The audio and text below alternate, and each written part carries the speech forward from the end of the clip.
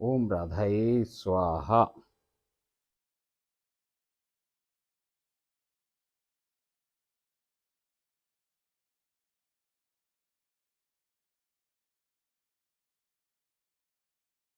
ओम राधाये स्वाहा।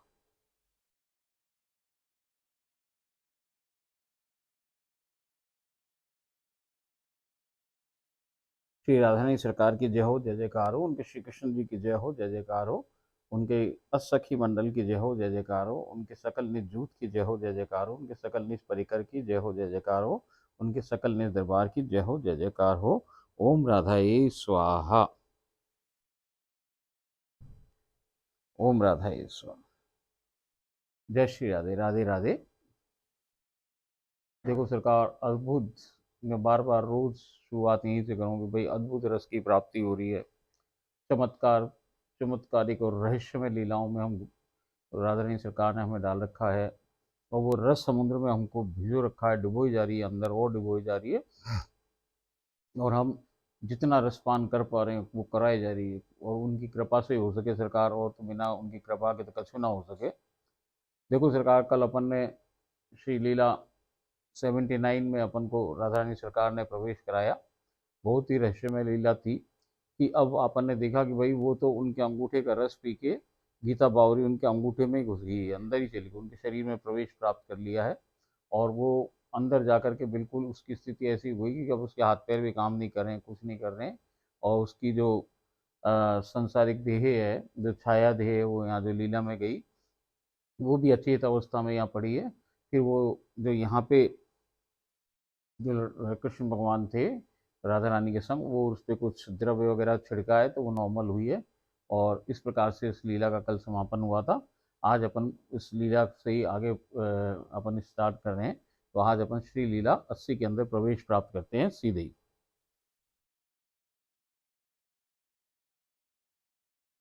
ओम राम।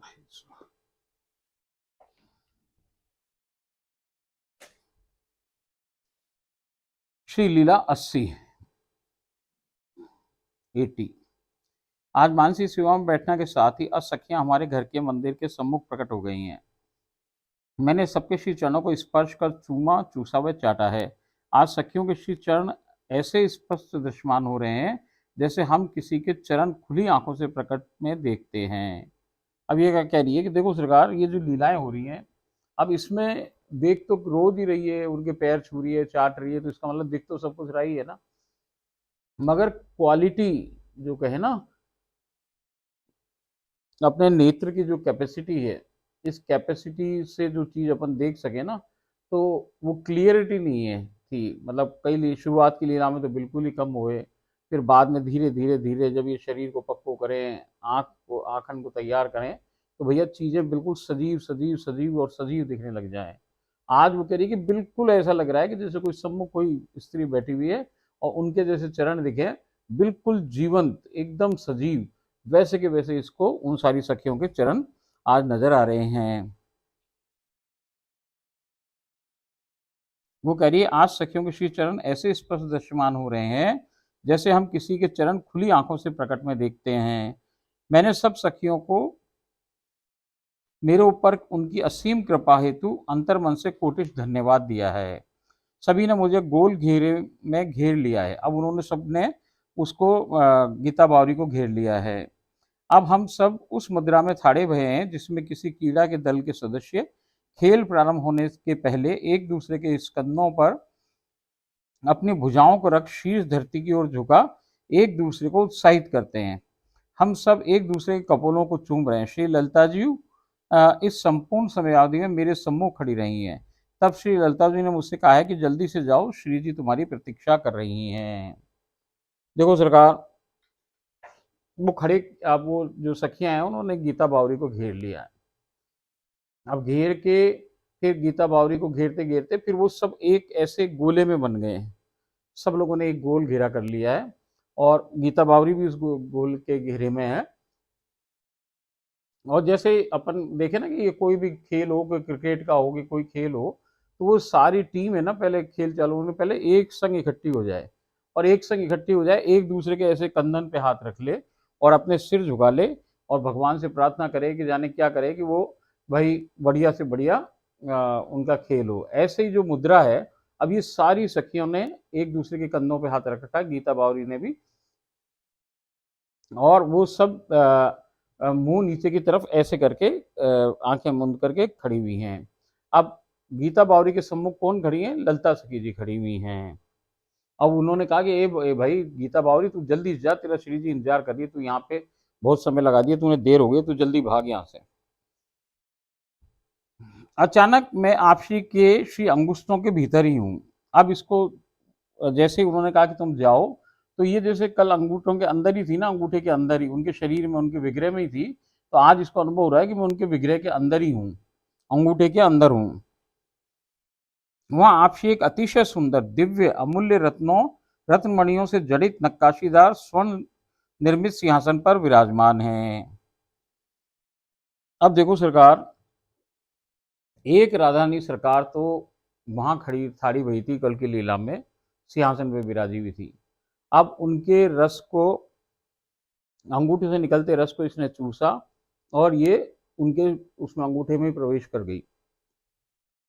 तो अब जब ये अंदर है, तो अंदर इसको मालूम पड़ा है कि आज मैं अंदर ही हूं, और अब अंदर क्या देख रही है कि एक और राधारानी सरकार अंदर विराजित है, और वो भी सिंहासन पे विराजित है। जो एक बाहर वाली राधा रानी, उनके चरण से ही अंदर घुसी है, और अंदर अब इसको क्या क्या दर्शन हो रहे हैं, आज ये इस पे लीला है सारी, कि अब इसको अंदर के अंदर क्या दिख रहा है। कल इसकी बॉडी बिल्कुल शून्य हो गई थी, निर्जीव हो गई थी, जिसको कुछ ना दिख रहा था, झलकियां दिख रही थी। आज इसको उस लीला का आभास हो रहा है, आज वो लीला इसको प्रकट अब दिख रही है आज। अभी कह रही है कि अचानक मैं आपसी के श्री अंगुष्ठ के भीतर ही हूँ।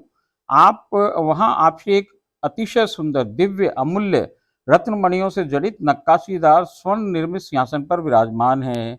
मैं आपसी के सम्मुख खड़ी हो आपसी को अपलक निहार रही हूँ। अब ये उनको देख रही है।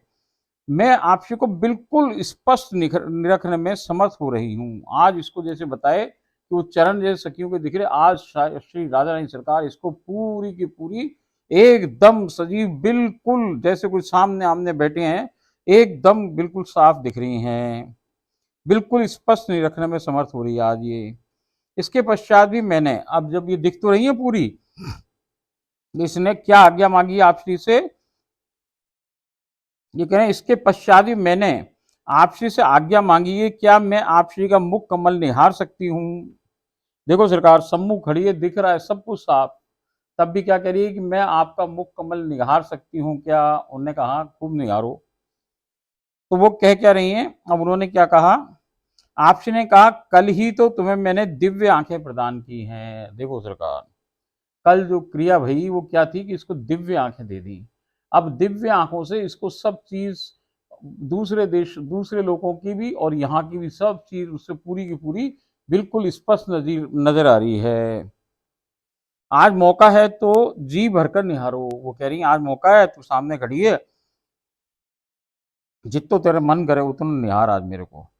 मैंने आप श्री को श्री चरणों से होले होले निराखना आरंभ किया। अब इसने उनके श्री चरणों से ऊपर उठते हुए उनको देख रही है। अब ये क्या कह रही है, आप श्री के अद्भुत अद्वितीय परम सुसज्जित अतिशय सुंदर से भी अतिशय सुंदर श्री चरणों को बिल्कुल स्पष्ट निरख के मैं निहाल हुई जा रही हूँ।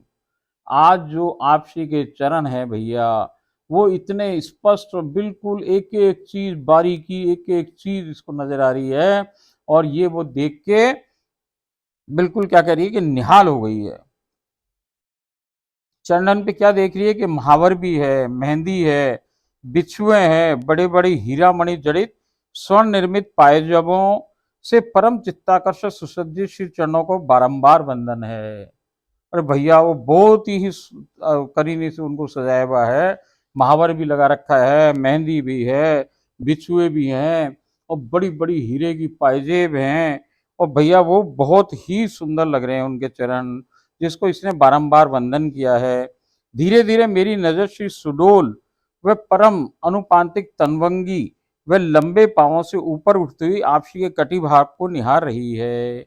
अब वो कह रही है सरकार, उनके बिल्कुल कोमल से पतले से जो पैर हैं उनको ऊपर देखती देखती देखती ये इसकी दृष्टि उनकी कमर पे पहुंची है। कमर बिल्कुल पतली सुडोल एकदम, बिल्कुल एकदम सूती हुई जैसी हो वैसी बढ़िया सी कमर है। उसके बीच के अंदर वो कमर क्या उनका पेट है, और पेट के ऊपर वहां नाभि है बीचों बीच। तो ये क्या कह रही है, बिल्कुल तनवंगी पतली सी सपाट लचीली परंतु 100% अनुपातिक कमरिया, जो कि मतलब बॉडी से बिल्कुल एकदम फिट है उनका नाप, जिसके मध्य अवस्थित परम सुंदर व अतिशय गहरी नाभि है। नाभि भी भयंकर गहरी हो उनकी सरकार, जिसकी गहराइयों में आप श्री के कन्हैया अपनी नौका को लिए डोलते हुए पार पाने में असमर्थ हो जाते हैं। वो उनमें ही भंवर में घूमते रहे उनकी नाभि के, जिस पर हीरा जड़ित करधनी सुशोभित हो रही है। और जो उनका पेट है उस पे एक करधनी लगी हुई है, हीरे से बनी हुई है, हीरे जड़े हुए हैं उसमें, जो कि कटिभाग की सुंदरता में चार चांद लगा रही है। आपसी के परम सुडोल व सुंदर समानुपातिक नितंब श्री विग्रह की सुंदरता को करोड़ों गुना वर्धित कर रहे हैं। अब जो उनके पीछे नितंब हैं वो इतने सुडोल और इतने सुंदर हैं और बिल्कुल बॉडी के नाप के बराबर हैं। तो वो उनकी जो सुंदरता है विग्रह की उसको करोड़ों गुना वर्धित कर रहे हैं। आप श्री के अतुलनीय अद्भुत व सुंदरतम कुछ भारी जगत के स्वामी सृजन करता हुए पालनहार को बेसुध करने की गुणवत्ता से परिपूर्ण कुछ युग्म श्री विग्रह को असीमित चित्ताकर्षक बना रहे हैं। अब जो उनके ऊपर छाती का भाग है वो इतना ज्यादा सुंदर है कि जिसे जो कन्हैया है वो उनको देख देख के ही वो करें सुंदरतम अद्भुत सुंदरतम व कुछ भारी जगत के स्वामी सृजन करता हुए पालनहार को बेसुध करने की गुणवत्ता लिए हुए हैं वो, और असीमित चित्ताकर्षक बना रही है उनके विग्रह को वो। श्री भुजाएं बिल्कुल समानुपातिक तनवंगी व लंबी सी हीरामणि जड़ित स्वर्ण निर्मित बाजूबंदों पुष्प श्रृंगार चित्रांकन और स्वर्ण कड़ों व चूड़ियों से अतिशय सुशोभित हैं। जो उनकी बाहें हैं वो भाई बिल्कुल पतली और लंबी मगर अच्छी बढ़िया है, ऐसी वैसी न्याय बिल्कुल बढ़िया एकदम लचीली अच्छी सी है। और वो उस पे क्या-क्या श्रृंगार हो रखा है, उन पे बाजूबंद है, पुष्पों का श्रृंगार हो रखा है, चित्रांकन हो रखा है, स्वर्ण कड़े और चूड़ियों से सुशोभित है। आप श्री के श्री हस्तकमल अतिशय सुंदर व सुसज्जित हैं। श्री हस्तकमलों पर मेहंदी है, चित्रावली है, श्री उंगलियों में अंगुष्ठों पर बड़ी-बड़ी हीरा मणि और विभिन्न रंगों की रत्नमणि जड़ित धारित अंगूठियां हैं। अंगूठियां शोभा को अनेकानेक गुणा वर्धमान करने में कार्यरत हैं। आप श्री की बिल्कुल तनवंगी पतली सुकोमल व लंबी ग्रीवा है। उनकी जो गर्दन है वो बहुत भैया बिल्कुल लंबी और पतली सी है, वो काफी लंबी है, जिसे देखकर आश्चर्य होता है कि ये गलहारों का भार कैसे उठाए हुए हैं। लंबी को मतलब ये ना कि भाई को अजीब सी लग रही है शरीर पे, ऐसे ना बिल्कुल शरीर के हिसाब से ही है। अब वो उसको आश्चर्य ये होता है वो गर्दन को देख के कि भाई ये इतनी पतली गर्दन है और ये इतने सारे गलहार इनके गले में पड़े हुए हैं, परंतु बड़े बड़े गलहार व फूल मालाएं अपने को आपसी को श्रम मुक्त कर आनंद प्राप्ति करवाने हेतु जानबूझकर भारी अवस्था को प्राप्त हो गए हैं। वो कह रही है कि भाई वो भारी भारी तो हैं मगर उनके गर्दन में पड़ के उनको कोई तकलीफ ना हो जाए तो उन्होंने अपना वजन शून्य कर रखा है। वो फूलों से भी हल्के हो गए हैं, जो कि सोने के और मणिया जड़िया और भैया क्या क्या जड़ा जड़ा हुआ है उसके अंदर। वहां पे हीरे भी हैं, जवाहरात सारे प्रकार के लग रहे हैं, मगर भारी वजन होना चाहिए उसका और है भी भारी। मगर जैसे ही वो आप श्री के गर्दन में आ जाए वो डाले जाएं तो भैया वो गर्दन वो कोई श्रम नहीं हो जाए, कोई तकलीफ ना हो जाए, इसलिए वो अपना वजन जीरो कर लें। तो जीरो करने से उनको कोई श्रम नहीं हो रहा है।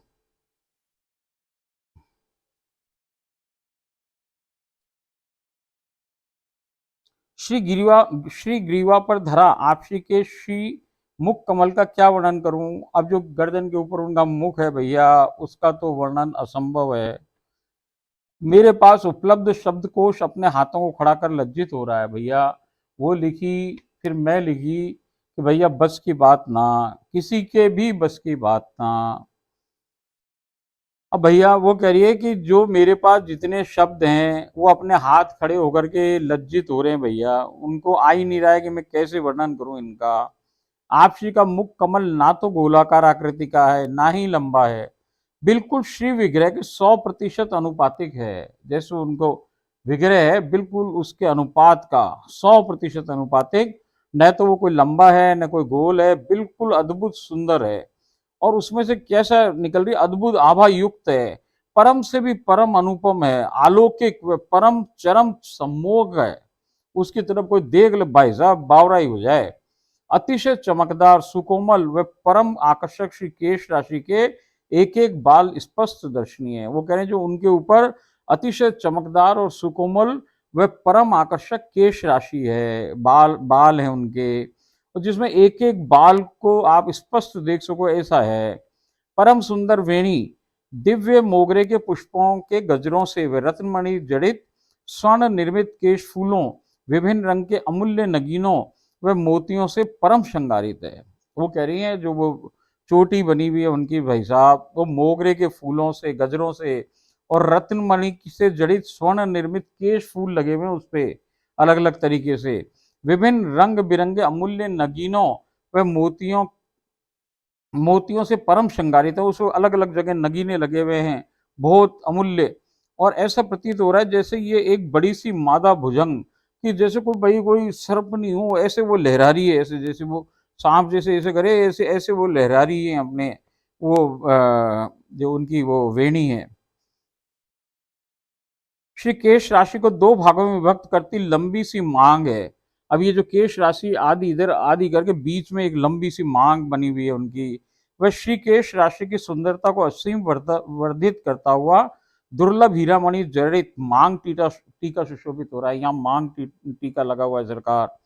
और अवर्णनीय नयन युग्म की क्या बात करूं भाई साहब, उनकी आंखें की तो कोई बात कर ना सके। आप श्री के तन मन चित्त व उर को घायल करते हुए दो मोटे मोटे अतिशय लंबे अर्ध निमिषित व कजरारी बड़ी बड़ी पलकों से आच्छादित, जो कि प्रेम से इतनी अतिशय परिपूर्ण है कि पूर्ण रूपेण खुल सकने में भी समर्थ नहीं हो रही हैं। आप श्री के जो वो दो मोटे मोटे नयन है सरकार, उससे तन मन चित्त और उर सब घायल हो गया है। और वो क्या है कि दो मोटे मोटे नयन हैं, और वो कह रही हैं कि भाई अतिशय लंबे हैं, जो चेहरे से बाहर निकलने की कोशिश कर रहे हैं, अर्ध निमिषित हैं, आंख आधे खुले हुए हैं, वे कजरारे हैं, बड़ी बड़ी पलकों से आच्छादित हैं, जो कि प्रेम से इतनी अतिशय परिपूर्ण है कि पूर्ण रूपेण खुलने में भी असमर्थ हो रही समर्थ नहीं हो रही हैं। उनकी आंखें प्रेम से बुझ, भाई ये जो पलक हैं ये इतना प्रेम है उसमें कि वो भारी हो गई, उनसे खुले ना, आधी खुले हैं, ऐसी स्थिति है उनकी आंखों की, अर्ध निमिषित हैं, कजरारे हैं, जो कि काजल नयन मस्कारा वसनानुकूल नेत्र छाया आई शेडो से अतुलनीय रंजित हैं। आंखों में विराजित बड़ी बड़ी गोलाकार परम चरम सम्मोहक व चमकीली पुतलियां, जो ऐसे इधर उधर डोल रही हैं जैसे दो नौका गोलाकार नौकाएं दुग्ध के सिंधु में इधर उधर त्वरित हो रही हूँ। देखो सरकार, वो क्या बताया जाए कि भाई ऐसी आंखें हैं, इतनी खतरनाक है, इतनी सम्मोहक है कि कोई डाल के तो देख सके ना भाई साहब उनके, वो जब तक कृपा न करे तो उनकी तरफ कोई देख बना सके। अब ये इसको मिल गए दिव्य नेत्र, तो देख रही है, तो ये क्या देख रही है कि बड़े बड़े दो आंखें उनकी, और उनकी पलकें इतनी भारी हैं वो जो खुल ना रही हैं, और उनके बड़े बड़े या नयन मस्कारा और सब कुछ लगा हुआ है बढ़िया तरीके से। और वो ये कह रही है कि जो अंदर ये जो पुतलियां हैं ये ऐसे लग रही हैं कि जैसे ये जो सफेद हिस्सा है अपनी आंख का, ये तो समुद्र हो जैसे दूध का, दूध के समुद्र में जैसे दो गोल नैयाएं इधर से इधर ऐसे से ऐसे डोल रही हैं। तो जब ऐसे यूं तिरछी कोर से देखें या इधर से देखें या ऊपर या नीचे करें ना अपने आंखों को, तो ऐसा नजर आए भैया कि जैसे कि दूध के समुद्र में ये दो गोल गोल नौकाएं इधर से उधर डोल रही हैं। देखो सरकार, ओहो, आंख नीचे दर्शन करो, देखो आपके सामने वो आंखें आ जाएंगी।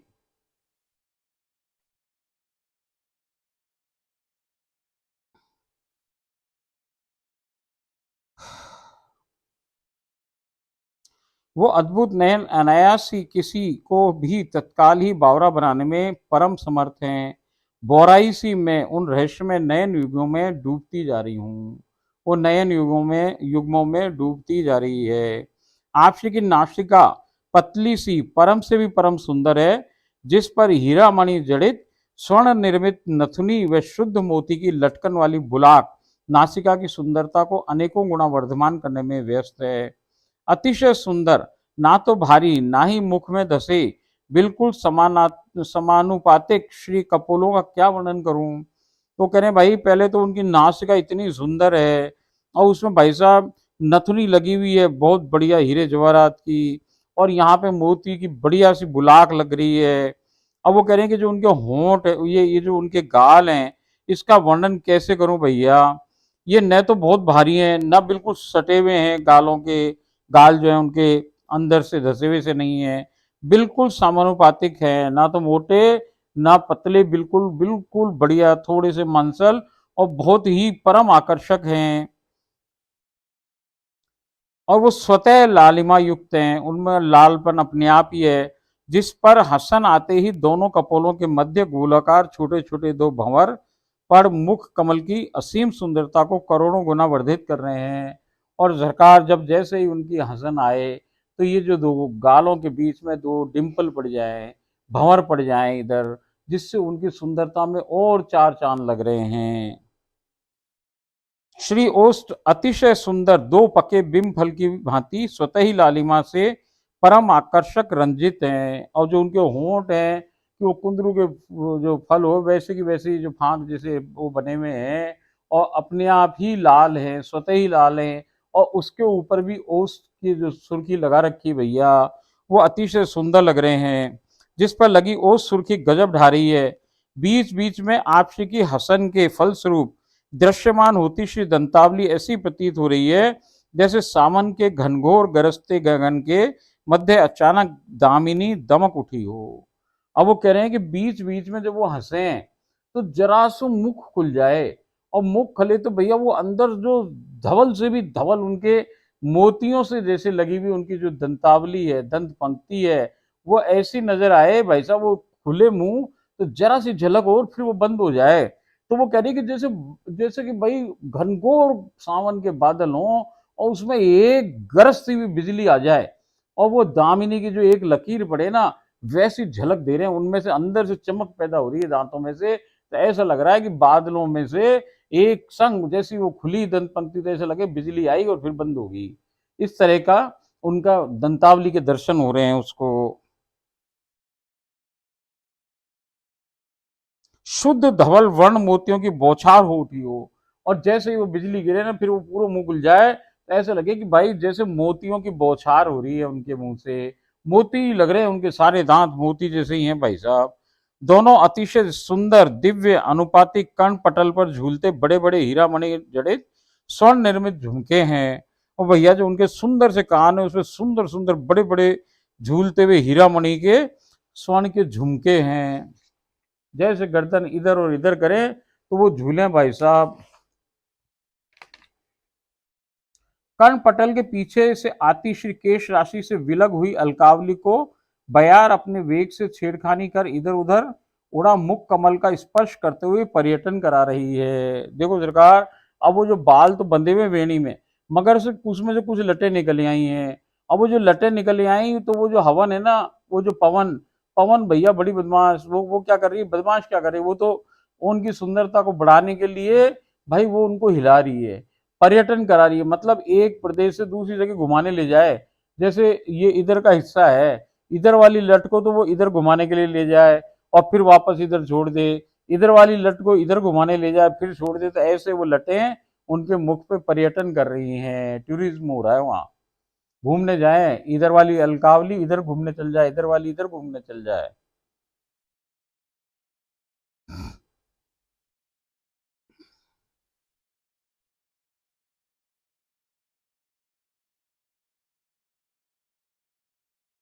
आपसे उसे अपनी परम सुकोमल सी उंगलियों से पुनः अपने उद्गम केश राशि से मिलाने का प्रयास कर रही हैं, और आपसी उन सारी अलकावलियों को पकड़ पकड़ के बार बार इधर कानन के पीछे करे सरकार। और वो जो जिद्दी अलकावलियां हैं भाई, वो मानने को तैयार ना हो रही, वो बार बार वो एक बार ऐसे करें इतनी देर में इधर की निकल जाए, ऐसे करें तो इधर की निकल जाए। वो उधम सा मचा रही है, जिद कर रही है कि हम तो नहीं आपके मुख पे आएंगे ही। तो वो कितनी कोशिश करें मगर वो विफल हो रही हैं। और वो स्पर्श कर करके मुख कमल को भैया बड़ी प्रसन्नचित हो रही हैं। श्री कर्ण पटल के पीछे अवस्थित काजल से बना ढिढोना भी दिख रहा है, जो नजर को ढिढोना लगाए वो भी दिख रहा है। इस सुंदरता की सीमा वाला अवर्णनीय, अत्यंत दिव्य, परम अनोखा, अद्भुत व अद्वितीय श्री विग्रह को आच्छादित किए हुए परम चरम कशीदाकारी युक्त पोशाक की सुंदरता का वर्णन असंभव है। उसके ऊपर जो वो भाई पोशाक डली हुई है, ओहो, पोशाक सुंदर ना, उनके विग्रह पे डल के पोशाक अतिशय सुंदर लग रही है। आपसी के रूप माधुर्य लावण्य का प्रतिबिंब को प्रस्तुत करके, आपसी के रूप माधुर्य व रूप लावण्य का प्रतिबिंब को प्रस्तुत करने में मुकुर अपने दोनों हस्त मुख पर रख कर लजाने को विवश हो जाता है। इसके पश्चात आपसी के श्री विग्रह को निरखने पर मेरी स्थिति समझना सरल हो जाता है। वो क्या कह रही है सरकार कि इतनी सुंदर लग रही है आज आप श्री जी, इतनी सुंदर लग रही है राधा रानी सरकार कि जैसे ही उन्होंने अपना मुंह देखने के लिए जो वो मिरर हुए, जो अपना शीशा हुए, उसमें उन्होंने मुंह देखने के लिए किया है दर्पण के अंदर। मगर भैया वो जो दर्पण है वो उनका चित्र दिखाई नहीं रहा। वो तो क्या कर रहा है कि अपने आंखों पे उसने हाथ लगा लिए। किसने लगा लिए? दर्पण ने। दर्पण ने अपनी आंखें बंद कर ली है और लजा रहा है। इतनी ज्यादा सुंदरता को मैं प्रतिबिंब ना बना सकूं, भैया वो खुद लजा रहा है। दर्पण कह रहा है मेरी औकात नहीं कि जो ये सम्मुख मेरे सुंदरता खड़ी है इसको इसको प्रतिबिंब मैं झेल सकूं मेरे अंदर। तो वो गीता बावरी कह रही है कि जब आप ये दर्पण की स्थिति देख रहे हो तो आप मेरी स्थिति समझ सकते हो कि मैं पागल हुए जा रही हूं। मेरे तो सम्मुख ही वो खड़ी है सरकार। और खड़ी ऐसी खड़ी भाई, जब किसी के सामने राधा रानी सरकार ऐसी सजी धजी खड़ी हो और भैया वो बिल्कुल स्पष्ट दिख रही है उसको, बिल्कुल स्पष्ट, एक एक बारीकी, एक एक चीज नजर आ रही है आज उसको, क्योंकि उसके दिव्य नेत्र हैं। तो सरकार आप बताओ, जब मिरर, जब आपको दर्पण ही रोने लग जाए भाई, वो आंख बंद कर ले कि मैं इस प्रतिबिंब को ना दिखा सकूं, तो फिर बेचारी गीता बावरी क्या करे। वो वास्तव में बावरी हो गई है, उसको मदहोश हो गई उस रसास्वादन करके। और उसकी स्थिति वो कह रही है अब आप लोग सब समझ सको कि मेरी इस समय स्थिति क्या है भाई।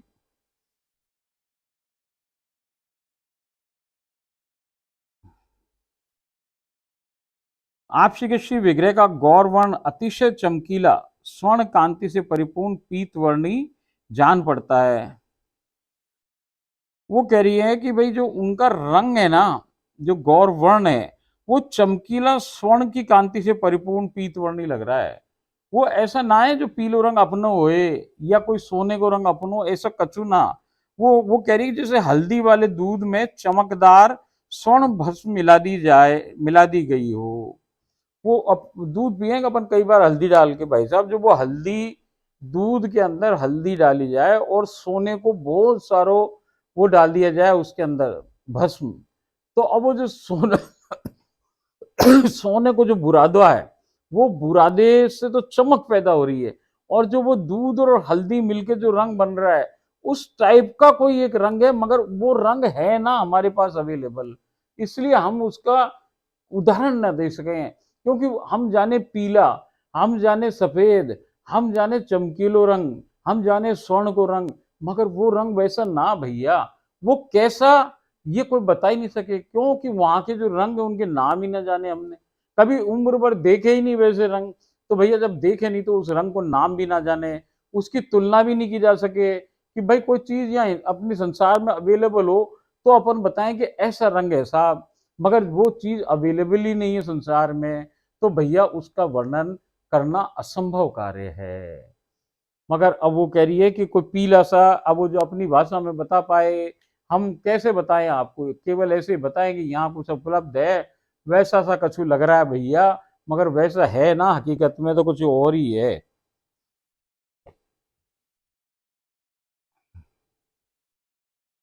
आप श्री के श्री विग्रह को अपलक निखार में रूप माधुरी में डूबकर परम हतप्रभ हो बोराई सी अविरल प्रेमाशुओं के निर्जर का सृजन कर आप श्री के सम्मुख थाड़ी भई हूं। और कोई कछु कर भी ना सके सरकार। सामने सरकार खड़ी हो और उसके सम्मुख आप खड़े हो। भैया देखने का है, यहाँ सेवा तो सो हो। यहाँ आनंद किस बात का है, परमानंद किस बात का है कि उनके विग्रह को ही देख के आदमी के प्रेमाश्रुओं की धार बहे, धार। ऐसे समुद्र को समुद्र निकल जाए भाई, निर्जर पूरा बिना अनवरत जो झरना बह रहा है, अनवरत जो कोई बिल्कुल सतत झरना है ना, ऐसे बौछार आए पानी की और आंखें के रुकने को तैयार ना हो आंसू।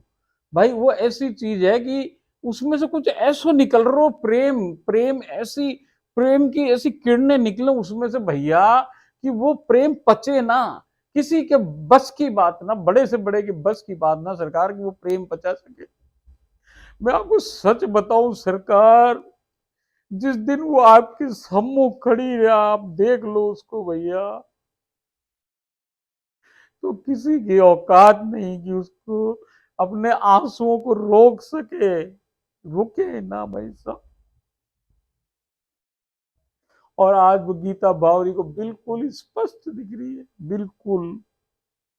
आप भी आंखें मीच के देखो, ये दर्शन करो सरकार, आपको वो ऐसे दिखे। क्योंकि हम भी तो उस लीला में खड़े हैं, गीता बावरी अकेली ना खड़ी, मैं भी खड़ी और आप भी खड़ी, तो अपन सब उसको देख ही तो रहे। और देख के आप भी अनुभव करो। आप वास्तव में आंखें मीच के बिल्कुल 100% चित से इस बात को सुनो, देखो। सारी दुनिया को त्याग के कानों को बंद कर लो, आंखों को बंद कर लो, सब बंद कर लो और भैया फिर उसको चित्र को बनाओ, देखो। अरे भाई वो सामने खड़ी है, जब आपके संग भी ऐसे ही हो जाए कि भैया आपकी ये जो सारा रोमांच पैदा हो जाए, हृदय कांपने लग जाए, आंखों में से आंसू आने लग जाए, भाई साहब अपने आप ही सतत बरसात होती रहे, ऐसी स्थिति सरकार यहाँ।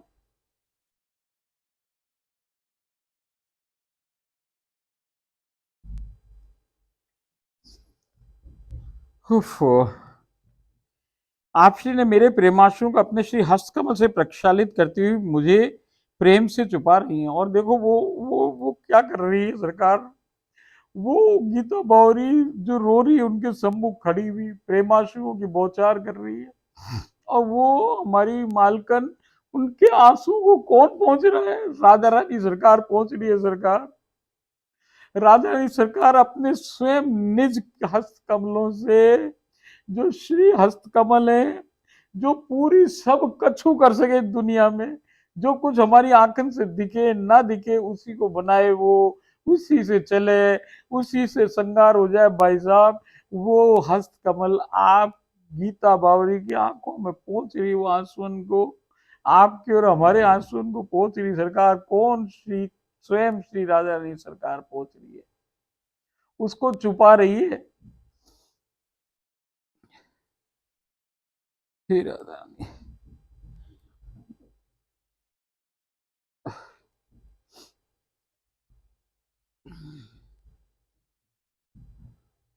आप श्री ने मेरे प्रेमाश्रुओं को अपने श्री हस्त कमल से प्रक्षालित करती हुई मुझे प्रेम से छुपा रही हैं। अब आप श्री ने अपनी श्री भुजा मेरे स्तन पर रखी हुई, अब उन्होंने उसके सर पे, उसके कंधे पे हाथ रखा है और हम दोनों किसी अनजाने गंतव्य की ओर अग्रसर हो रहे हैं। अब वो किसी एक, इसको पता ना कहाँ ले जा रही है, वो चल दिए हैं।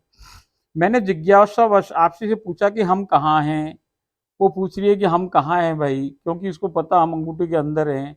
एक जो बैठी मेन राधा रानी बाहर बैठी थी, उसमें से ये घुसी थी अंदर, और ये दूसरी राधा रानी सरकार इसके संग चल रही है, तो कह रही भाई हम हैं कहाँ। तो उसने जिज्ञासावश पूछा है कि हम कहाँ हैं, तो आपसी ने कहा कि ये सब हमारा निज धाम नित्य गोलोक, नित्य निकुंज गोलोक ही है।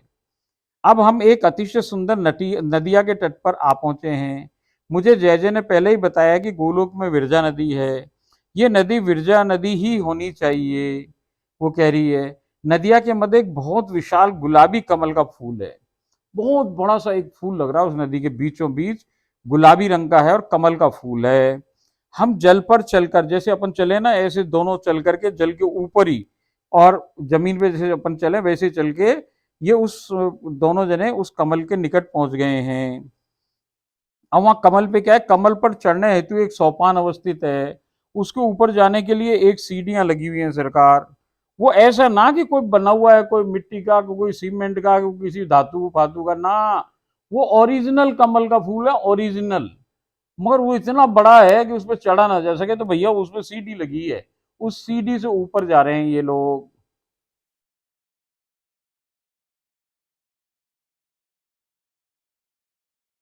सीढ़ियां चढ़कर कमल पर चढ़ रहे हैं। ज्यो ज्यो हम ऊपर चढ़ रहे हैं, नीचे की सीढ़ियां रहस्यमय तरीके से लुप्त होती जा रही हैं, और जैसे जैसे ही अगली सीढ़ी पे जाएं, उसके नीचे की सीढ़ी अपने आप ही लुप्त होती जा रही है कि कोई और ना चढ़ सके, ये दो ही चढ़ सके उसमें इस समय।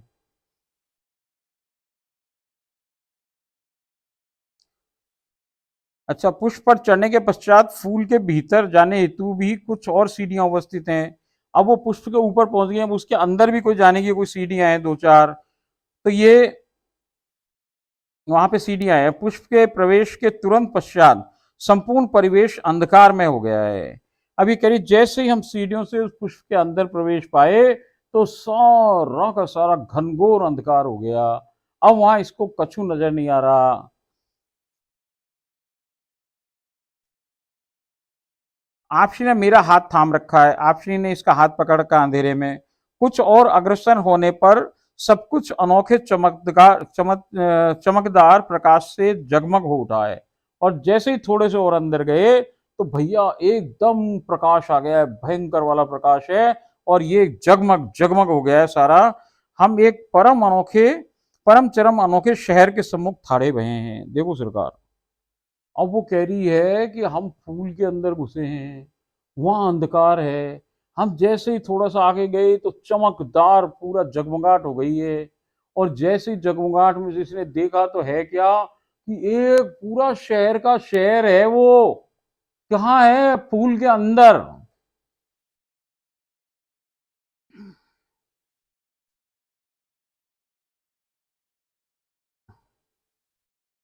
हम एक परम चरम अनोखे शहर के सम्मुख खड़े हुए हैं। वो संपूर्ण शहर स्वर्ण की सी चमकदार आभास की जगमगाहट से परिपूर्ण है।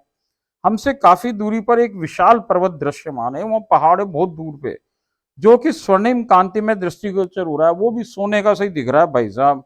उसमें से भी सोने की सी आभा निकल रही है। पर्वत श्रृंखला की चोटियां शुद्ध धवल बर्फ से आच्छादित स्फटिक मणि की भांति जगमगाती दृश्यमान हो रही हैं। और जो वो ऊपर का है हिस्सा, उसका पहाड़ के ऊपर जो वो हैं, वो भाई वो बिल्कुल बर्फ जैसे हो रहे हैं। जैसे वो कोई बर्फ हो ना ऊपर, जैसे आप हिमालय और उधर जाओ ऐसी जैसे बर्फ हो। मगर भाई ये हिमालय हिमालय क्या करे, उससे वो करोड़ों करोड़ों अनंत गुना बड़े पहाड़ हैं भाई। ऐसा कछु यहाँ अवेलेबल ना संसार में। ये तो छोटे छोटे से जैसे है चीटी बराबर है वहां के लिए। वो पर्वत हमसे बहुत दूरी पर स्थित प्रतीत हो रहा है, परंतु मैं उसे बिल्कुल स्पष्ट देख पा रही हूँ। अब दिव्य नेत्र है ना, वह बहुत ही निकट से निरखने की सामर्थ्यता को प्राप्त हो रही हूँ, जैसे मेरे नैनों में कोई दूरबीन लगी हो। अब देखो सरकार, इसे भाज नहीं रहा कि अभी मेरे दिव्य नेत्र हैं। ये करिए, ऐसा लग रहा है कि जैसे मेरी आंखों के अंदर कोई दूरबीन फिट हो गई। वो है तो बहुत दूरी पे, मगर वहां को एक एक चिड़िया, एक एक पेड़, एक एक पत्ता, एक एक सब चीज, इसको सब कुछ वहां पे बिल्कुल निकट और बहुत बढ़िया तरीके से दिख रही है। पर्वत के आगे की ओर बहुत विशाल व लंबे वृक्ष लगे हुए हैं, जिन पर हथेलियों के आकार के बड़े बड़े पत्ते लहरा रहे हैं। वहां की सुंदरता में भीना भीना प्रकाश चार चांद लगा रहा है। जैजे ने यह भी बतलाया है कि गोलोक में शशांक पर्वत अवस्थित है। ये शशांक पर्वत ही होना चाहिए। वहां से और अग्रसर होने पर मैंने पाया कि सम्मुख एक अतिशय विशाल स्वर्णमयी कांति व आभा से परिपूर्ण, कल्पनाती सुंदर व परम से भी परम सुसज्जित महल दृष्टिगोचर हो रहा है। अब इसको वैसा ही महल दिख रहा है जैसे दिखता था, या कोई दूसरा है पता नहीं। महल वहां एक थोड़ी अनेकन महल है सरकार। महल तक पहुंचने के संपूर्ण मार्ग के दोनों ओर बहुत सी दासियां कतारबद्ध खड़ी हो नमस्कार मुद्रा में हम पर पुष्प वर्षा कर रही हैं। नीचे का फर्श पूर्ण रूपेण पुष्पों में शानदार रेशमी लाल गलीचे से आच्छादित है। फूलों को गलीचा बना हुआ है सरकार। हम जिस पर चलकर महल के अतिशय विशाल व विभिन्न रंगों की रत्नमणि जड़ित नक्काशीदार स्वर्ण निर्मित अतिशय विशाल विभिन्न आकृतियों में सुंदरतम खुदे हुए चित्ताकर्षक चित्रण से परिपूर्ण चौखट से युक्त परम अनुपम चित्रों से सुसज्जित द्वार के सम्मुख पहुंच गए हैं। आज जाती तो कई बार, मगर भाई साहब आज वो चौखट लगी उसके दरवाजे की, उसकी भी ये नक्काशी कशीदाकारी, वो नक्काशी देख रही है, और जो खुदाई से जो उभार उभार के चित्र बनाए हुए हैं वो सब कछु दिख रहा है। बड़ा भारी गेट है, उसके ऊपर भी बढ़िया सा चित्रांकन हो रखा है, उसमें भी भाई साहब बहुत तरह की नक्काशी है, और जाने क्या क्या तरीके से उसको साज सज्जा हो रखी है दरवाजे की, उभरे हुए चित्रांकन है वहां पे। आप श्री के आगमन की झलक पा द्वार स्वतः ही खुल गया, अपने आप खुल गया है। अब हम एक कक्ष में प्रविष्ट हो गए हैं। ये कक्ष बहुत ही विशाल, विभिन्न रंगों की रत्नमणियों से जड़ित, परम मनोहर नक्काशीदार, विभिन्न कलात्मक आकृतियों से खुदे हुए अलंकरण, उभरे चित्रांकन से परिपूर्ण स्तंभों से तो बहुत सारे खंभे हैं जो कि अलग अलग प्रकार के सजे हुए हैं। छत पर अति विशाल विभिन्न रंगों के सुंदर शुद्ध रत्नमणि से निर्मित झूमर अवस्थित हैं, जो कि विभिन्न रंगों के प्रकाश से स्वतः ही प्रकाशित हो रही हैं। दीवारों पर परम सुंदर अतिशय विशाल कलात्मक चित्र स्वर्ण की नक्काशीदार चौखट में अवस्थित हैं। कक्ष के द्वार के बिल्कुल सम्मुख एक अतिशय विशाल स्वर्ण निर्मित विभिन्न रंगों की रत्नमणि से जड़ित परम से भी परम सुंदर सिंहासन अवस्थित है, जो कि लाल शनील की गद्दी व मसनदों से सुसज्जित है, जिस तक हम जाने हेतु 10-12 सीढ़ियां चढ़नी पड़ती हैं। आप श्री हमें सीढ़ियां चढ़ सिंहासन पर आ पहुंचे हैं। आप श्री सिंहासन पर विराजमान हो गई हैं। वहां एक धवल वर्ण मयूर अपने शुद्ध सफेद पंखों को फैलाए आप श्री के सम्मुख मनोरम नृत्य कर रहा है। अब ये सिंहासन पे ऊपर चढ़ के सीढ़ियों से बैठ गई हैं, और वहां भाई साहब एक मोर है सफेद, और वो अपने पंखन को खोल के और बढ़िया सा नृत्य प्रस्तुत कर रहा है इनके सामने। सफेद मोर है वो। तभी आप श्री के कान्हा भी वहां आ गए हैं, और आप श्री के सन्निकट विराजमान हो गए हैं। सभी असखियां प्रकट हो गई हैं, और आप श्री व उनके कान्हा को गोलाकार आकृति में घेर कर कुछ खड़ी हैं, कुछ बैठी हुई हैं। कुछ समयावधि तक सब लोगों ने आपस में वार्तालाप किया है। तत्पश्चात सिंहासन से उतरकर सिंहासन के सम्मुख अवस्थित चबूतरे पर सब खड़े हो गए हैं। आप श्री उनके कान्हा एक दूसरे के सम्मुख खड़े हुए हैं। मैं आप श्री के पीछे उनके पृष्ठ भाग की ओर मुख करके खड़ी हुई हैं। वो सामने खड़ी हैं, और ये राधा रानी के पीछे उनके पीठ की तरफ देखती हुई खड़ी हुई है। आप श्री उनके कान्हा एक दूसरे के सम्मुख खड़े हुए हैं, उन दोनों का मुख एक दूसरे के सामने है। मैं आप श्री के पीछे उनके पृष्ठ भाग की ओर मुख करे खड़ी हुई हूँ। असखियां हम तीनों को गोलाकार आकृति में घेर कर खड़ी हुई हैं। तभी आप श्री के कान्हा ने बांसुरी वादन प्रारंभ कर दिया है। सभी ने गोलाकार आकृति में ही एक दूसरे को आलिंगन बंद कर लिया है। दोनों सब सखियों ने जैसे वो पहले किया था भाई, वो खिलाड़ी करें जैसे, वैसे आलिंगन बंद कर लिया है। आपसे उनके कान्हा बीच में है, और हम सब ने गोलाकार आकृति में उन्हें घेर कर रास प्रारंभ कर दिया है। हम सब अपने घुटनों के बल पर गोल गोल घूमकर रास नृत्य में संलग्न हो गई हैं, घुटनों के बल। आप श्री को उनके कान्हा ने अपनी श्री हथेलियों पर ले लिया है। अब भाई साहब उन्होंने हथेली पे ले लिया आप श्री को। एक श्री हस्तकमल से हवा में उछालकर दूसरे श्री हस्तकमल पर झेल रहे हैं। देखो सरकार, इधर से इस हाथ से उछालें और दूसरे से झेल लें, ऐसा हो रहा है। कभी इससे उछालें, कभी इससे झेल लें, कभी उंगलियों पे ले लें। इस सब प्रक्रिया के समय आप श्री के कान्हा स्वयं भी अविरल रास नृत्य में संपादित कर रहे हैं। वो भाई साहब जब उछाले ना तो कान्हा खुद नाचता ही रहे, और उछाल के जैसे वो इधर आने वाली हो नीचे तो भैया उनका मुख सम्मुख हो जाए। और ऐसे ही राधा रानी जब उछले तो ऐसे थोड़ी उछले सीधी, वो नाच करती हुई गोल गोल घूमती हुई वो भी घूमे ऊपर जाए। रास रुकता नहीं है, रास तो चल ही रहा है, ऊपर हो चाहे हवा हो चाहे नीचे हो। आप अपनी श्री हथेलियों पर रास करवा रहे हैं। इस सब प्रक्रिया के समय आप श्री के कान्हा स्वयं भी घूम रहे हैं। रास तीव्र फिर तीव्रतर व अंत में तीव्रतम हो विश्राम को प्राप्त हो गया है। मैंने रास के पश्चात सभी को आमरस पवाया है। कुछ समयावधि तक वहीं सबने वार्तालाप किया है व सुस्ताया है। तब मैंने भोग का आदेश प्राप्त किया है। श्री जी ने 3 बार ताली बजाई है, और एक दासी तुरंत वहां उपस्थित हो गई। देखो सरकार, पहले तो खुद जाए बनाए कि क्या करे, अब ये गोलोक में है। यहाँ राधा रानी सरकार ने 3 ताली बजाई तो एक तुरंत सखी सामने आ गई है, एक दासी सामने आ गई। सरकार, आपसी ने मुझसे कहा है कि इसके साथ वहाँ पाकशाला जाओ, किचन जाओ, भोग का निरीक्षण करो और भोग की व्यवस्था करो। मैं तुरंत उस दासी के संग जाकर पाकशाला पहुंचकर भोग की तैयारी का निरीक्षण करने लगी हूँ। पाकशाला स्वर्ण की भांति चमक रही है। चारों ओर स्वर्ण के प्रचुर मात्रा में बड़े बड़े पात्र हैं, स्वर्ण के चूल्हे जिन पर 56 भोग पक रहा है। भोज्य पदार्थों की सामग्री का अथाह भंडार वहां अवस्थित है। परोसगारी के भांति भांति के सजावटी पात्र बहुतायत में अवस्थित हैं। सैकड़ों दासियां पाकशाला में कार्यरत है, सैकड़ों औरतें बना रही उधर सरकार भोजन। उन्हीं सजावटी परोसगारी के पात्रों में से चुनिंदा विशाल स्वर्ण थालों में एक इसने स्वर्ण थाल ले लिया जो सबसे बढ़िया थे वहां, जो कि अतुलनीय कंगूरों व रत्नमणि जड़ित नक्काशी से परिपूर्ण है। मैं आप श्री उनके काना व सखियों के लिए भोजन सामग्री सुसज्जित कर रखी गई है पहले से ही। आज नित्य सामग्री के अतिरिक्त छोले भटूरे, पनीर की सब्जी, सब सब्जियों को मिलाकर बनी भाजी, लच्छा पराठा, अचार, चटनी, दाल का हलवा, केसर व बादाम का दुग्ध और आम परोसे हैं। आपसी ने एक कमल छोला भटूरा व दाल का हलवा स्वयं मुझे पवाया है। सबने बहुत रुचकर भोजन पाया।